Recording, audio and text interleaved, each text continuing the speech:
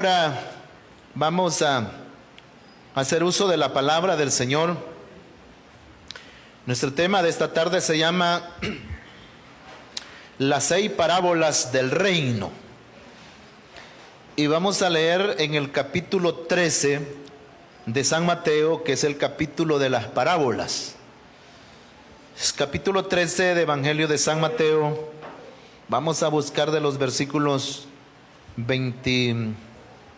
24 en adelante. De allí quizás nos vamos a saltar algunos versículos y vamos a ir buscando otros más adelantito. Va a notar usted que en esas parábolas, se hablan de 6 parábolas del reino, aparece la palabra el reino de los cielos es semejante a, y ahí dice. Vamos con 13:24 de Mateo. Dice nuestro texto sagrado: les refirió otra parábola diciendo: el reino de los cielos es semejante a un hombre que sembró buena semilla en su campo. Pero mientras dormían los hombres, vino su enemigo y sembró cizaña entre el trigo y se fue. Y cuando salió la hierba y dio fruto, entonces apareció también la cizaña. Vinieron entonces los siervos del padre de familia y le dijeron: Señor, ¿no sembraste buena semilla en tu campo? ¿De dónde pues tiene cizaña? Él les dijo: un enemigo ha hecho esto. Y los siervos le dijeron: ¿quieres pues que vayamos y la arranquemos? Él les dijo: no, no sea que al arrancar la cizaña arranquéis también con ella el trigo. Dejad crecer juntamente lo uno y lo otro hasta la siega. Y al tiempo de la siega yo diré a los segadores: recoged primero la cizaña y atadla en manojos para quemarla, pero recoged el trigo en mi granero. Otra parábola les refirió diciendo: el reino de los cielos es semejante al grano de mostaza que un hombre tomó y sembró en su campo, el cual a la verdad es la más pequeña de todas las semillas, pero cuando ha crecido es la mayor de las hortalizas y se hace árbol de tal manera que vienen las aves del cielo y hacen nido en sus ramas. Otra parábola les dijo: el reino de los cielos es semejante a la levadura que tomó una mujer y escondió en 3 medidas de harina hasta que todo fue leudado. Pasamos a los versículos 44 y 45. Además, el reino de los cielos es semejante a un tesoro escondido en un campo, el cual un hombre halla y lo esconde de nuevo, y gozoso por ello va y vende todo lo que tiene y compra aquel campo.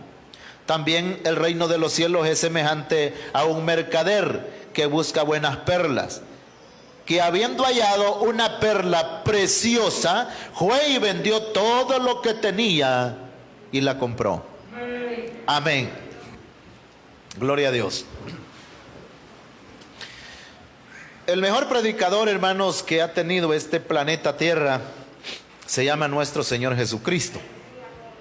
Predicador excelente, que utilizó las parábolas. Las parábolas, hermanos, se le llaman figuras retóricas, se le llaman comparaciones que puso el Señor para que la gente entendiera, porque uno de los propósitos de las parábolas es eso: hacer más entendible el mensaje al pueblo, ¿verdad? Para que la gente entendiera el mensaje de la palabra del Señor.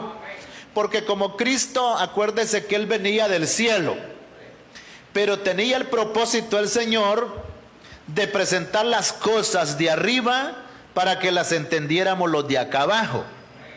Entonces tenía que usar comparaciones de acá abajo para ilustrar, para presentar las cosas de allá arriba. Es decir, dicen que Cristo es el mejor predicador, que el cielo lo puso en el suelo. Cuando el texto está diciendo el reino de los cielos es semejante, viene a presentar parecido a algo de lo que nosotros conocemos. Porque si Cristo hubiera venido con un idioma, solo hablarlo los de allá arriba, de lo espiritual, de lo celestial, nadie podía haberlo entendido.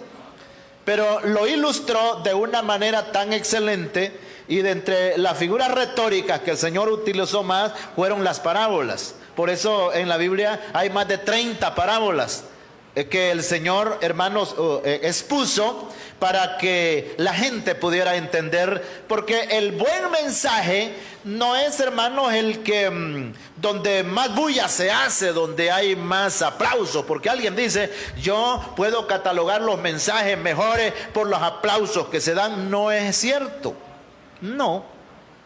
O donde el predicador, hermanos, pegó más gritos y más zapatazos, porque hay predicadores que así hacen, ¿verdad? O el mejor mensaje no es, hermanos, donde el predicador salió de torcer la camisa, porque hay iglesias donde, hermanos, si el predicador no sale goteando sudor, no, ese mensaje estuvo seco, hermanos. O sea, que para ellos es lo mojado, pues lo del sudor, ¿verdad? Y mire, claro, hay gente, hermanos, que con 5 minutos que habla empieza a sudar. Pero habemos otros que podemos predicar 2 horas y no. No, el mejor mensaje es el mensaje que la gente entendió. Entonces, como entendimos ese mensaje, lo sentimos sabroso. Y lo llevamos, hay más facilidades de llevarlo a la práctica. Que alguien dice, no, el mensaje estuvo bueno porque hubieron hosanas, aleluya, gloria a Dios y aplausos y esto y lo otro. Está bonito todo eso, es parte de un júbilo. Pero el Señor Jesucristo, la meta que llevaba siempre que predicaba era enriquecer el intelecto de las personas.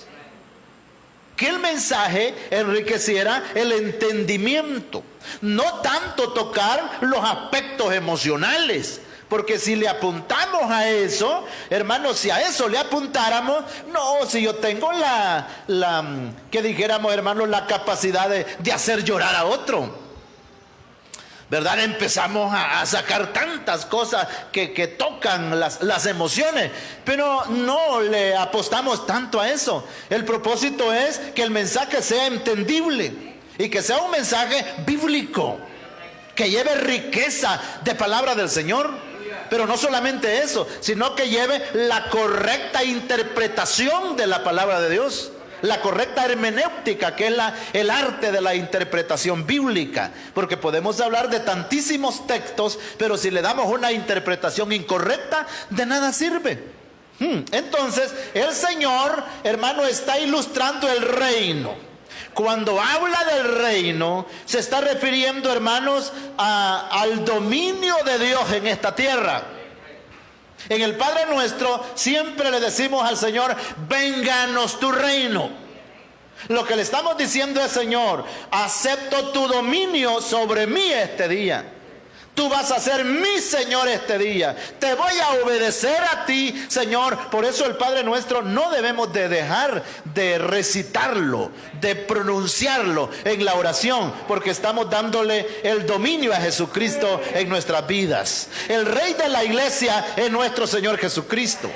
Jesucristo tiene un reino en esta tierra y está representado por la iglesia.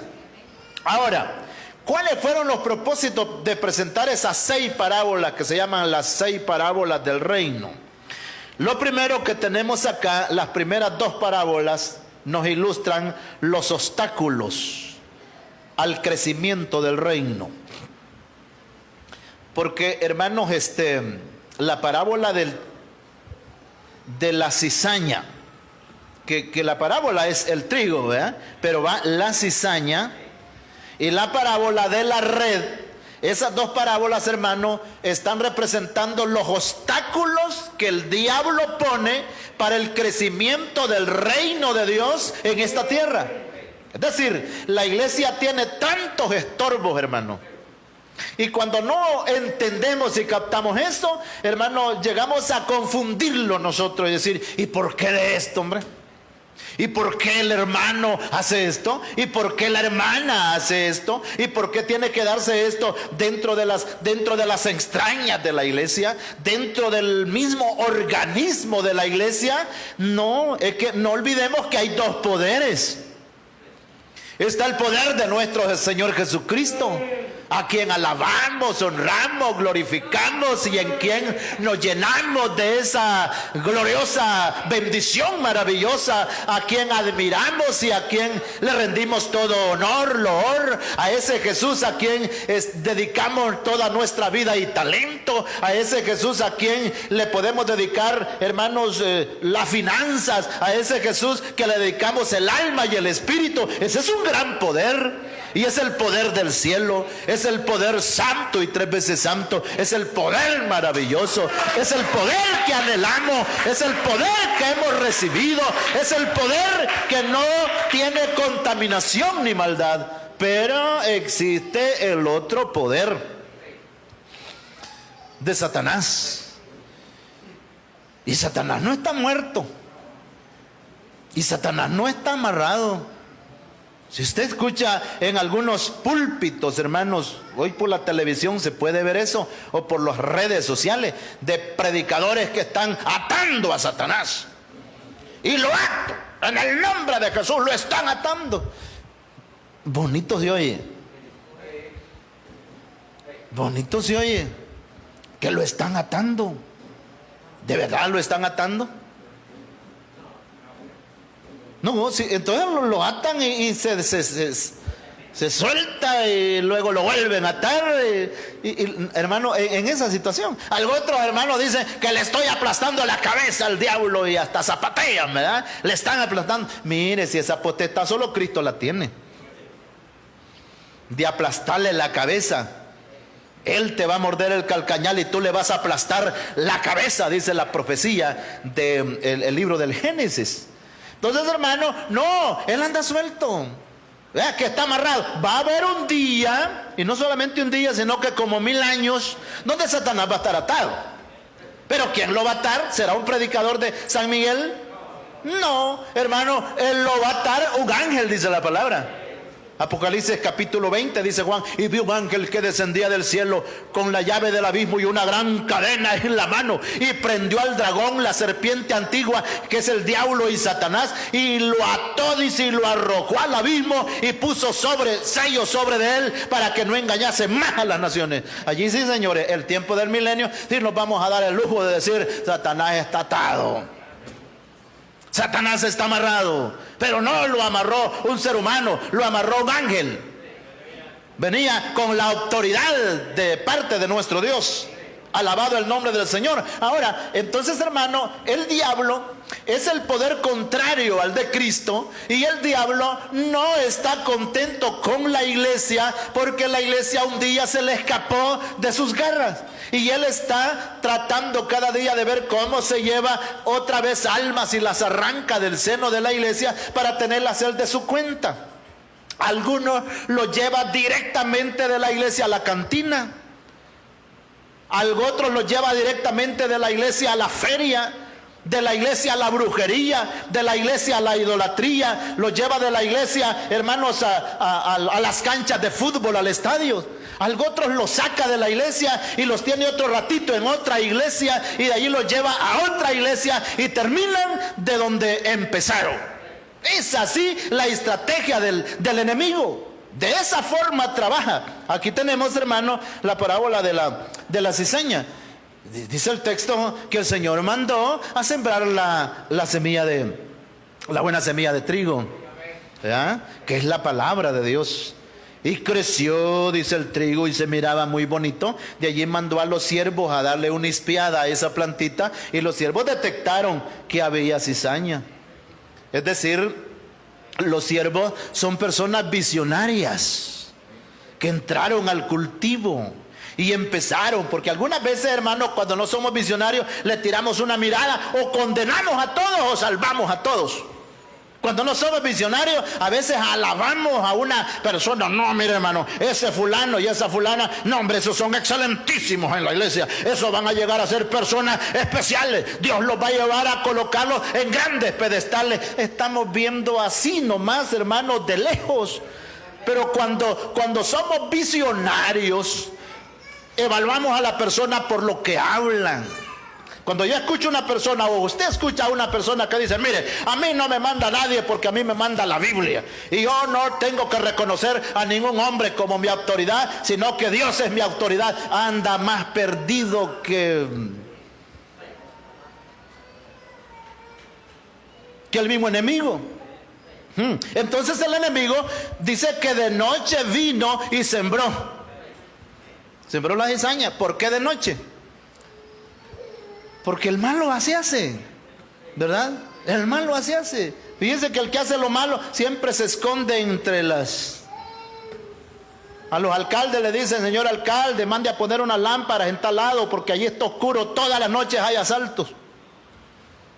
Entonces ya al haber luz como que no les cuadra, ¿verdad? Y viene el enemigo y entonces se fueron los siervos y le dijeron, señor, que no mandó a sembrar usted solo trigo. ¿Cómo no? Le dice, pero hay cizaña. El malo, le dice. Fíjate que no le dijo que era un bueno que había hecho eso. Es que un bueno no hace daño a la iglesia, hermano. No, un creyente bueno no le hace daño a la iglesia.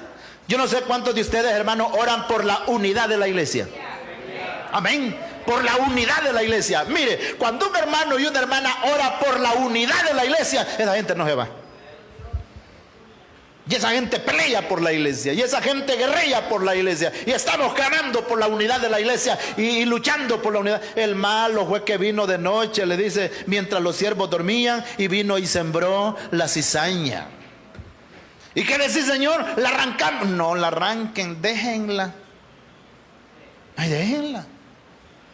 Porque dicen que la plantita de cizaña se parece bastante al trigo. Se parece. El asunto ya a la hora de la cosecha. La semillita que echa es amarga. Y si se mezcla con el trigo, ya una vez mezclado no se puede, porque ya lo contaminó. Entonces déjenla, dijo, déjenla que crezca. Fíjense que a mí, hermano, muchísimos hermanos me han dicho, mira hermano, a fulana sáquela de la iglesia, hombre. A fulano, yo fuera pastor o pastora, dicen, yo lo sacara. Es que por eso es que quiere sacarlo, porque no es pastor ni es pastora. La Biblia no me está diciendo eso. No, el pastor ha sido puesto para que enseñe la palabra, para que adiestre a la gente, para que aconseje, para que les dé el pan, hermanos, espiritual. Pero ya sacar gente de la iglesia ya no es nuestra competencia. Los que leen la Biblia estamos entendiéndonos. Déjenlo, dijo el Señor. Al final del siglo, dice, de la siega van a venir los ángeles. ¿Ves que ellos son? Ese ya es trabajo de ellos. Si yo me meto a eso, estoy usurpando un trabajo que les pertenece a los ángeles. Los ángeles van a venir. ¿Por qué los ángeles? Porque ellos son más sabios que nosotros. Sí, los ángeles son más sabios que nosotros. Yo por arrancar la cizaña, voy a arrancar el trigo. Y como por último, hermano, nosotros no conocemos el fondo del corazón de las personas. Si hay gente que puede ser mala para mí, porque otro me ha venido a chambrear. Mire, que fulana, sí, que fulana es esto y esto y esto y esto y esto y esto. Y tal vez no lo es así. ¿Ve? Ah, pues no, la vamos a sacar. ¿Qué tal si estoy sacando el trigo y estoy dejando la cizaña? No, dijo el Señor, déjenlo que crezca lo uno y lo otro. No, en la iglesia vamos a tener gente, hermano, de toda talla. Hay quien viste como cachiporra.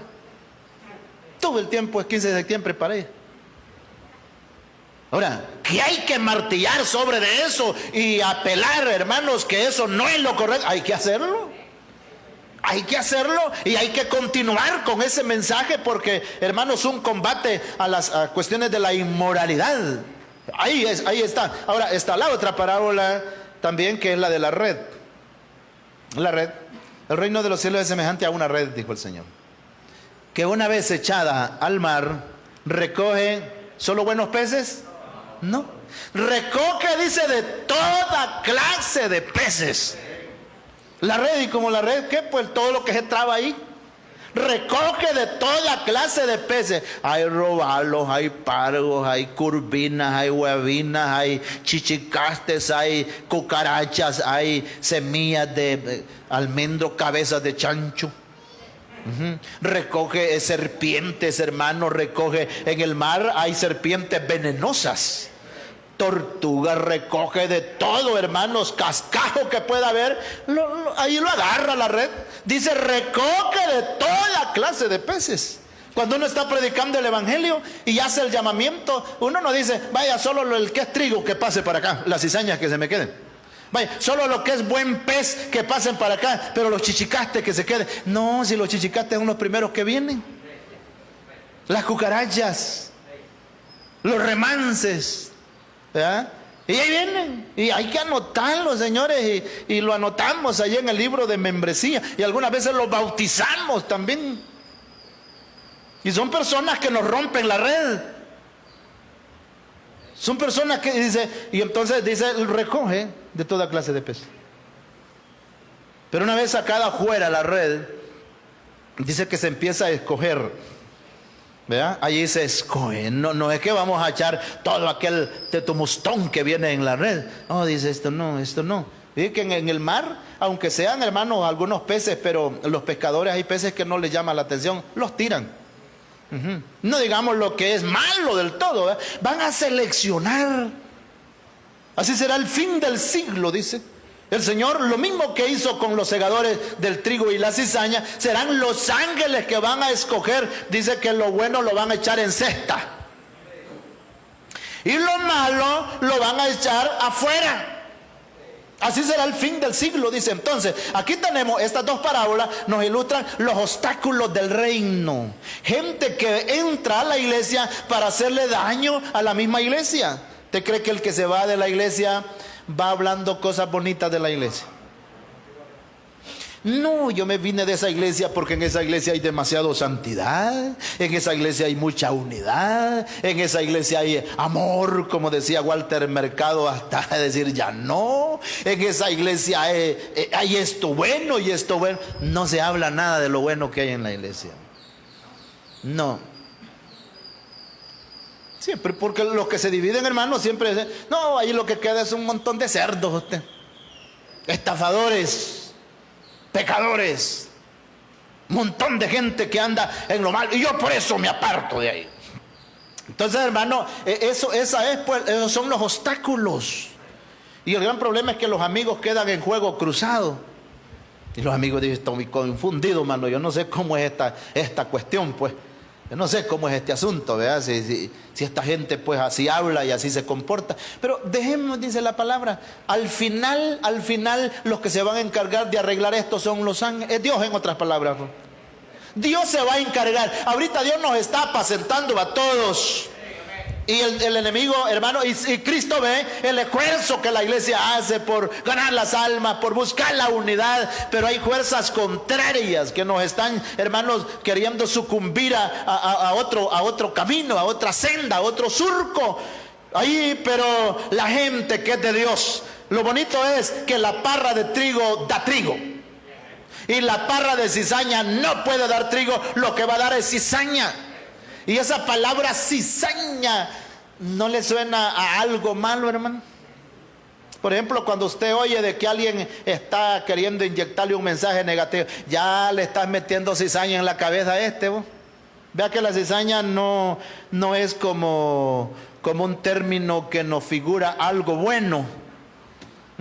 Dice, eso es que andan llenos de cizaña. Dice.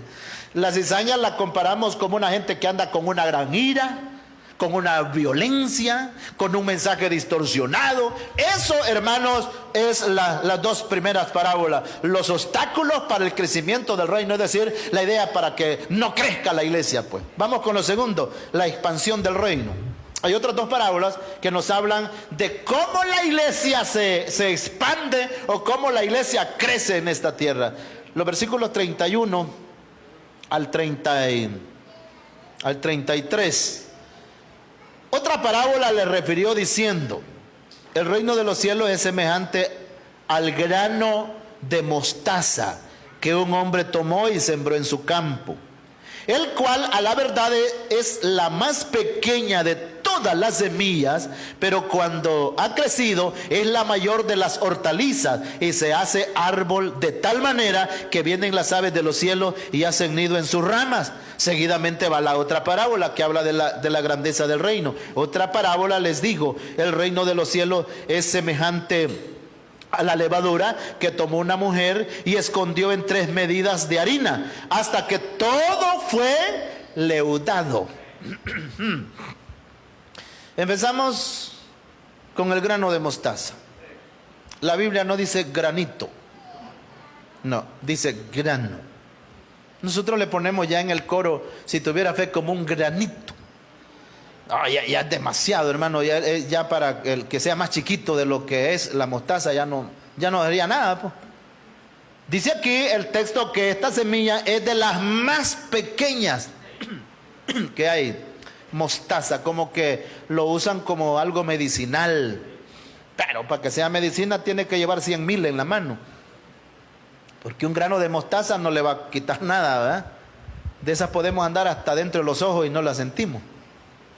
Entonces dice, esta semilla es de la más pequeña que se sembró en el campo, a la cual a la verdad es la más pequeña de toda la semilla, pero cuando ha crecido es la mayor de las hortalizas. Dice que este señor tenía una hortaliza, ahora le llaman huerto casero.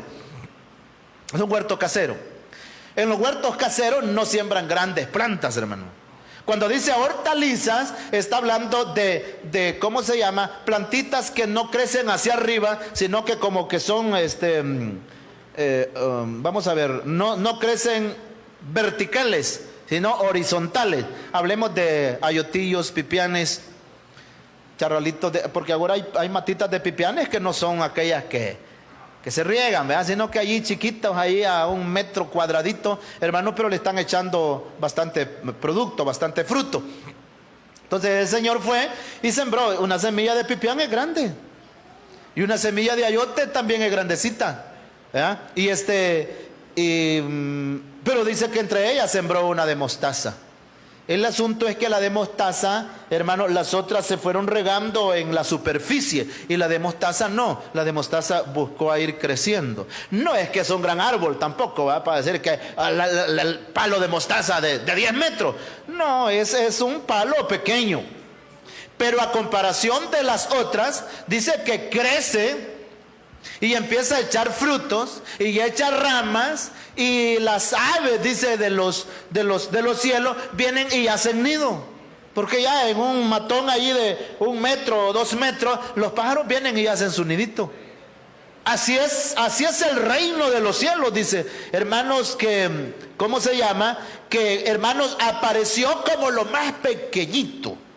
Fíjense que el evangelio empezó, hermanos, en esta zona. La historia, pues todavía quien la maneja es nuestro hermano Salvador.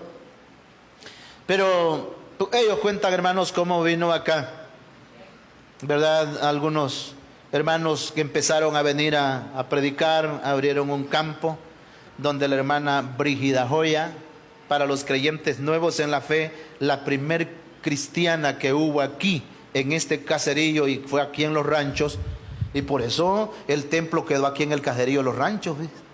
Fíjese que quizás si el primer creyente hubiera sido allá del Tejar, quizás allá hubiera sido.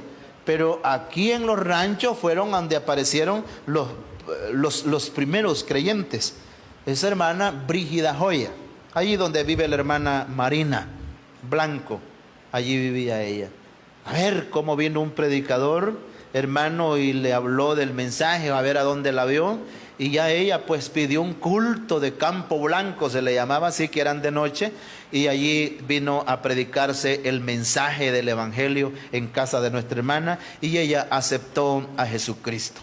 Esa es la semilla de mostaza, ¿ya? Y allí empiezan los hermanos. No eran grandes grupos que venían, porque esas iglesias allá de Las Cañas, como estaba empezando, yo creo que eran pocos los hermanos, ¿ya?, que venían, pero hermanos con el juego del Espíritu Santo. No traían grandes equipos de sonido, nada de eso.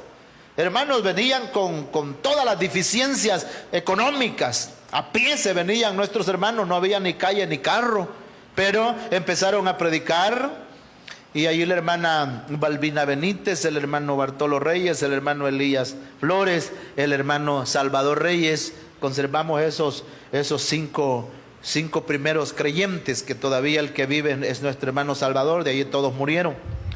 Empezó la obra, hermano, esa semilla de mostaza, esa plantita a crecer y a crecer y a crecer. Ahora ya con el paso ¿de qué?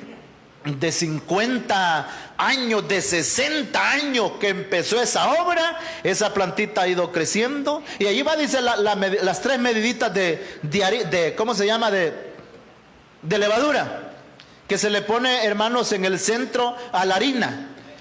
Y dice que porque esa levadura, para que leude, hermano, hay que mezclarla con la harina. Y allí va y dice, y empieza, hermanos, el poquito de masa es así, pero ya cuando lleva la levadura va creciendo y ya no cabe en la botella. Se hizo grande. ¿No es verdad que la obra del Señor así es, hermano? Hoy ya no cabemos en la botella, ¿sí? Alabado sea el nombre del Señor, bendito el nombre de Cristo. Esta obra ha crecido maravillosamente. Debo decirle a los hermanos nuevos que la iglesia del Portillo, por supuesto, un pequeño grupo que empezó salió de aquí de los ranchos. De aquí de los ranchos. Aquí se congregaban los primeros ancianos, que ya muchos murieron del Portillo. Era aquí donde ellos venían. De aquí se fundó la obra. Por supuesto, ya llegaron otros que venían de otras iglesias más vecinas. Parte de la iglesia que está en San Sebastián, hermanos, eran campos blancos de esta iglesia, ¿verdad? Familias enteras, hermanos, de allá de la presa, hermanos, de toda esa zona, acá venían. Inclusive el pastor que tiene la iglesia de San Sebastián, aquí fue miembro de la escuela dominical de esta iglesia. No digamos allá el Chaparro, ¿verdad?, que ya es más reciente, pues un pequeño grupo, no es la iglesia que está ahora grande, sino que un pequeño grupo también salió de acá. Mire cómo ha ido creciendo, hermanos, esa semilla de mostaza. Y todavía tenemos la bendición, porque esta iglesia de los ranchos tiene la gran posibilidad de crecer mucho más que cualquier iglesia vecina que tenemos. ¿Sabe por qué? Nosotros tenemos miembros como de 4 cantones. Nosotros tenemos miembros, hermanos, que son de Copetillos. Los hermanos que vienen del Zapote, que le decimos, pero a ellos ya no les gusta que le digan del Zapote, que ellos ya son de La Jagua. La Jagua pertenece a Copetillos. Los hermanos que vienen de La Paz, inclusive el pastor que viene de allá, ya pertenecemos a Cantón Peñón, de otro departamento que ya es de Morazán. Hay hermanos que, bueno, de San Sebastián, Copetillos, Cantón Peñón, El Portillo son 3, San Sebastián son 4. Y bueno, hemos tenido, hermanos, tiempo que viene gente que ya pertenecía a Cantón Bejucal. Entonces nosotros tenemos, hermanos, espacio todavía donde seguir creciendo. Y esta obra va así. Y yo decía en una ocasión, si no viniera gente, hermano, de aquella que nunca ha visitado la iglesia, nosotros no necesitaríamos que esa gente venga para que la iglesia crezca. Y esta bandada de hijos que tenemos, pues, y nietos que tenemos, y bisnietos que tenemos, que ya van creciendo. Y mire, hay una bandada de preadolescentes que entre unos 2 o 5 años, es una bandada de muchachos jóvenes, hermanos, que quisiéramos conservarlos dentro de la iglesia del Señor, que vengan, hermanos, a recibir a Jesucristo, como lo están haciendo algunos, para honra y gloria del Señor. Mire, esa semilla de mostaza, esa plantita, va para arriba. Y esa no la puede, hermanos, quitar nadie. Algunos le pueden arrancar algunas hojas. Y se va, pero más que todo las que se secaron, ¿verdad? Y se caen y se las lleva el viento. Pero nosotros estamos plantados en la vid verdadera. Y esa vid verdadera es Cristo Jesús. Alabado sea el nombre del Señor. Nos da de la savia, de ese alimento precioso para seguir adelante. Así es que, hermanos, aquí hay una fuerza interna, porque la levadura trabaja desde adentro hacia afuera. La iglesia tiene una fuerza interna, y esa fuerza la da nuestro Señor y Salvador Jesucristo. Que de repente a usted le va a decir, ay no, mire hermano, esta iglesia quizás se la van a acabar lo uno y lo otro. No se la terminan, porque la iglesia es de Jesucristo. Y ya tiene esta iglesia, hermanos, de estar ya fundada alrededor de 50 años y que se predique el evangelio acá en más de 60 años. Y esta iglesia va adelante en el nombre de Jesús. No todos pensamos con pensamientos vanos. No todos pensamos con intenciones traicioneras. Nosotros amamos la iglesia. Yo amo la iglesia donde conocí a nuestro Señor Jesucristo. Amo la iglesia donde me bautizaron. Los jóvenes tienen que amar la iglesia donde los presentaron como niños acá en este altar. Donde nos presentaron, hermanos, en una boda, ¿verdad? No nos olvidamos de eso. No, tenemos que amar esa iglesia, y aunque hayan obstáculos, pero la iglesia crece. Lo último que vemos, el inmenso valor del reino. Estamos ya descendiendo. Las últimas dos parábolas que vamos a ver hablan del valor que tiene el reino. Los textos, hermanos, vamos a ver los versículos 44 y 45 de San Mateo 13. Además, el reino de los cielos es semejante a un tesoro escondido. Mire que aquí ya cambia. Fíjense que cada dos parábolas van cambiando el tipo de mensaje. Las dos primeras parábolas hablaban de algo feo, de la cizaña y los chichicastes. Que eran la cizaña y la red, ¿verdad? Que recoge de toda clase de peces. Las otras dos parábolas que ilustran el reino y hablan del crecimiento del reino, nos está hablando ya de cosas bonitas, ¿verdad? Como es la agricultura, la semilla de mostaza, y como es ese elemento que usan las hermanas que hacen pan, la levadura. Pero estas otras dos parábolas hablan todavía más bonito. Además, el reino de los cielos es semejante a un tesoro, dice, escondido en un campo, el cual un hombre halla y lo esconde de nuevo, y gozoso por ello va y vende todo lo que tiene y compra aquel campo. La otra parábola. También el reino de los cielos es semejante a un mercader que busca buenas perlas. Y habiendo hallado una perla preciosa, fue y vendió todo lo que tenía y lo compró. Mire, cuesta entender esto, ¿verdad? Porque es peligroso darle falsas aplicaciones. Pero para que entendamos lo que es la primera parábola, esto está hablando, hermano, de los valores del reino. Nótese que está hablando, primero habla de un tesoro, la otra habla de una perla, y dice que es perla de gran precio. Del primero, el tesoro escondido. Y yendo un poco a historia, se cuenta, hermanos, que allá en aquellos tiempos, bueno, si todavía, hermanos, hace pocos años, hablemos de hace unos 50 años, habían ancianos que tenían mucha plata y no la llevaban al banco. Lo que hacía, hermanos, es que la enterraban. Algunos le echaban en cántaros, en, que dijéramos, prendas de loza, y lo enterraban. Eso era inseguro, porque, hermanos, muchísimo dinero de eso se perdía, se lo comía la polilla. Pero como ellos eran viejitos, no es que no habían bancos. Si bancos hay desde el tiempo de Jesús, ¿verdad? No había bancos, habían, no más que los ancianitos eran desconfiados, ¿verdad? Cualquiera decía, no, ahí te lo van a robar. Ellos los escondían. Y en aquellos tiempos también, en esos tiempos de Jesús y antes de Jesús, dicen que habían personas, hermanos, adineradas. Por ejemplo, tenían un lingote de oro, pedazo de oro, por decir 5 libras de oro. Y cuando ellos, hermanos, como en aquellos tiempos habían mucho lo que se llama las guerras, cuando ellos tenían que irse huyendo y dejar las casas, a eso se le llaman desplazados. Dejaban sus casas, entonces ellos agarraban, hermano, esas 5 libras de oro, por decir algo, y en el solar de su casa iban y hacían un hoyo y le enterraban y le ponían algo ahí para disfrazar, ¿verdad? Y se iban, decían ellos, si es que logramos regresar, vamos a irlo a desenterrar, porque si vienen los soldados y nos hallan esto en la casa, se lo llevan. Así es que muchos de ellos, en esa ida que iban, hermanos, algunas veces se morían, los mataban. Ellos no volvían.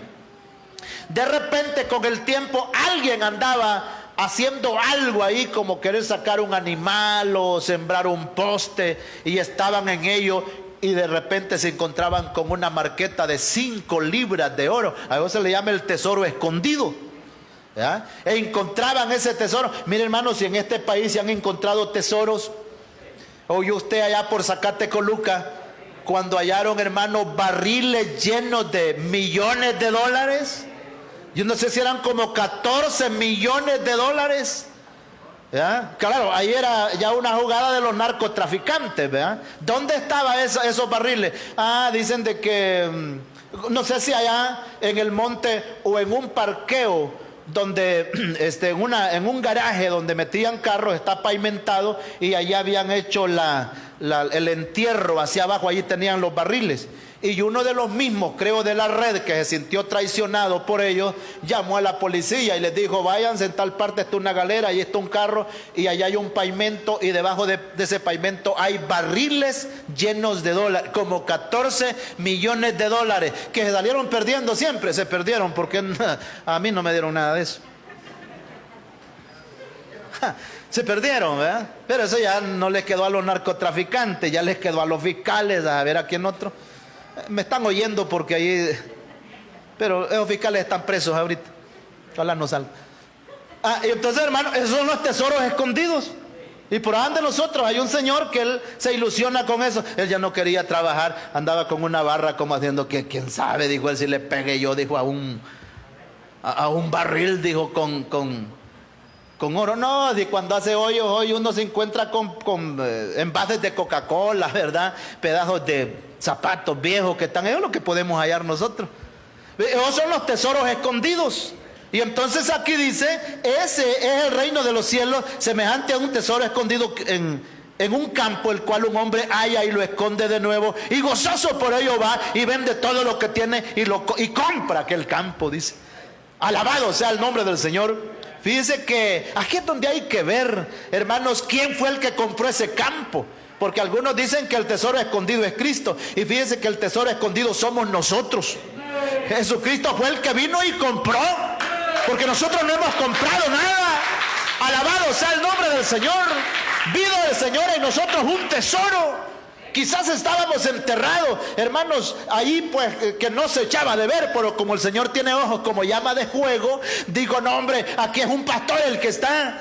Aquí es una buena miembra que está, aquí es un buen artista cristiano que está. El Señor vino, fue el que compró al campo, hermanos, y ¿cómo se llama? Gozoso, dice, por el valor que tiene. La iglesia, hermanos, es algo precioso que Dios tiene en esta tierra. Luego lo que se llama la última, que es el reino de los cielos, es semejante a un mercader que busca buenas perlas.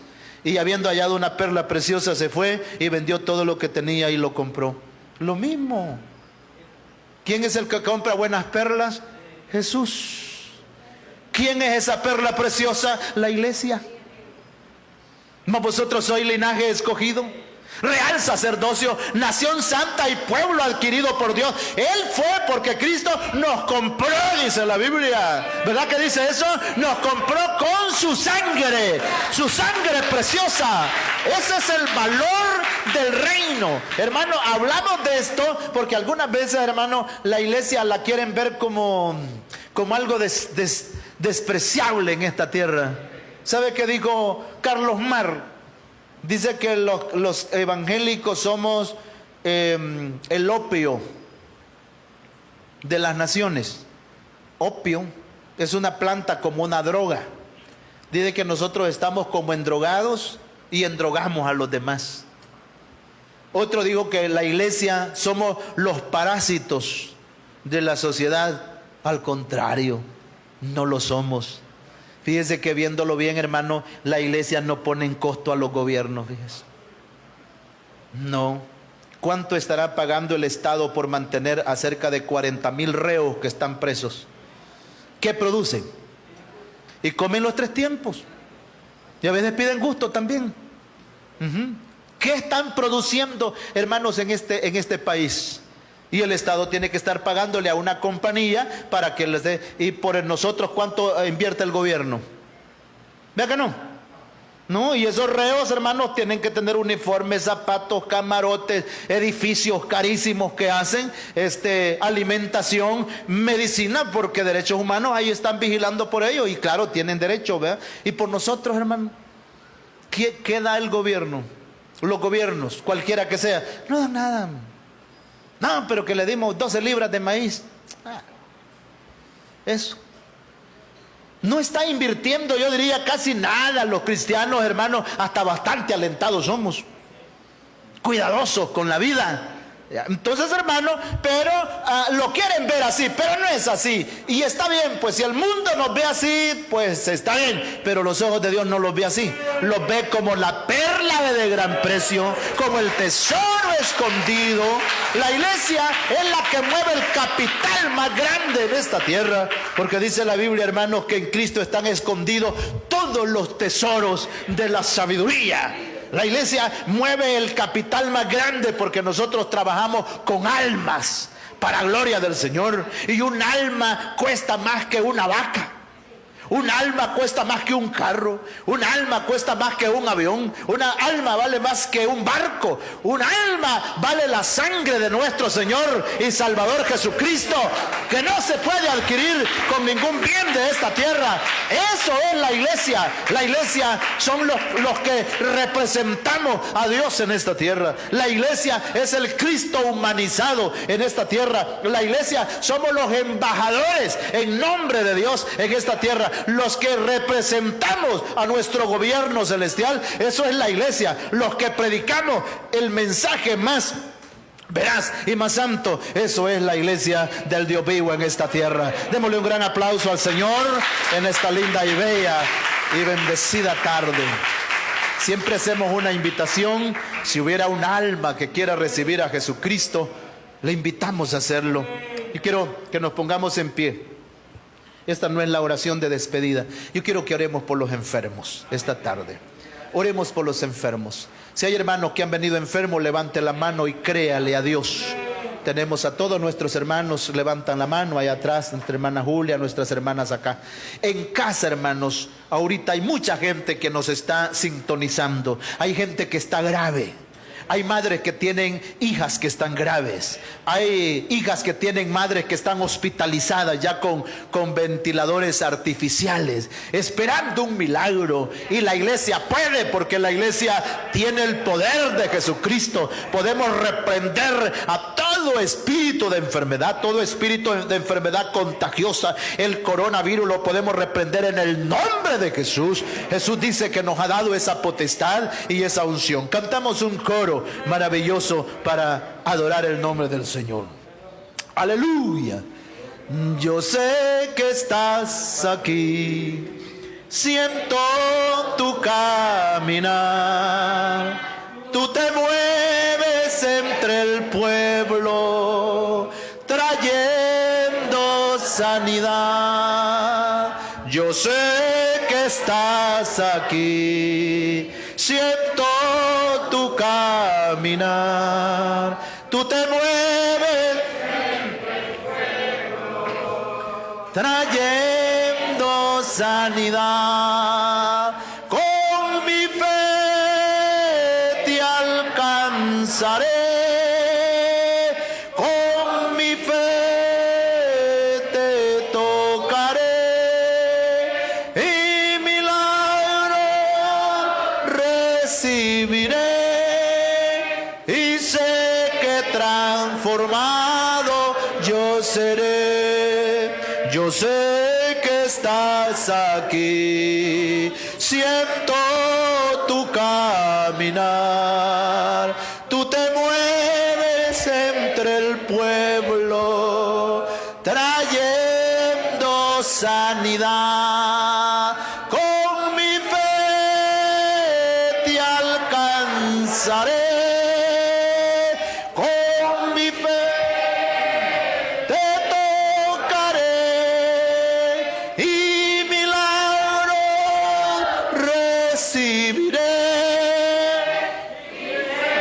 que transformado yo seré. Hay una unción aquí cayendo sobre mí, mudándome, cambiando mi ser.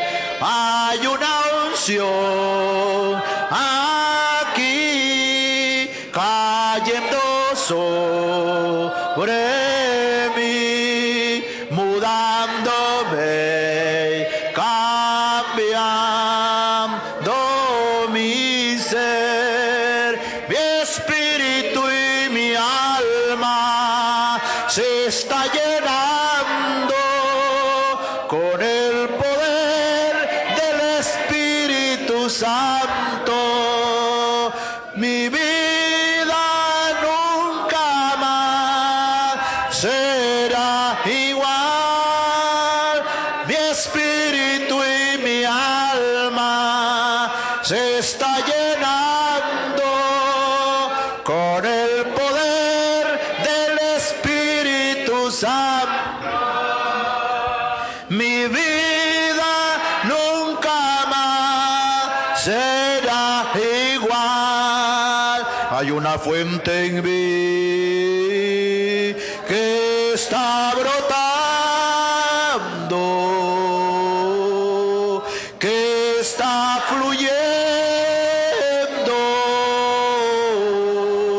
dentro de mí. Hay una fuente en mí que está brotando, que está fluyendo, aleluya, dentro de, y es un río de alabanza y